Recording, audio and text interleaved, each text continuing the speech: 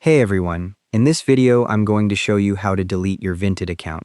First, open a web browser on your computer or phone and navigate to the Vinted website.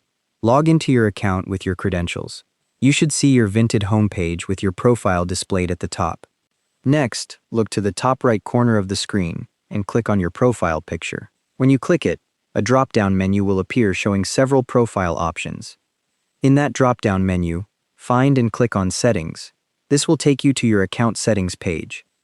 Once you're in settings, look for the account settings section. This is where all your account-specific options are located. Navigate into that section. Now scroll all the way down to the bottom of the account settings page.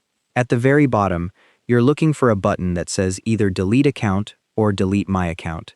Once you spot it, click that button. When you click it, Vinted will ask you to confirm your decision. You'll see confirmation prompts appear on your screen.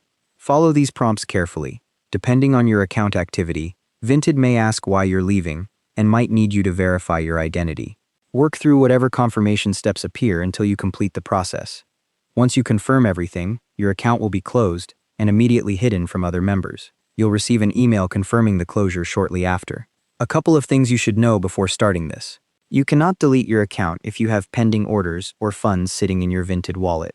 You'll need to complete all ongoing transactions and withdraw any remaining balance to your bank account first. If you try to delete with pending activity, Vinted won't let you proceed.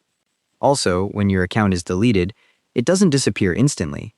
It actually enters a 3-month deactivation period. During those 3 months, your listings are removed and your profile is no longer visible to anyone else on the platform, but you can still restore the account if you change your mind by logging back in. After the full 3 months pass, the deletion becomes permanent and you'll lose your reviews, transaction history, and account standing for good. And that wraps it up. Thanks for watching.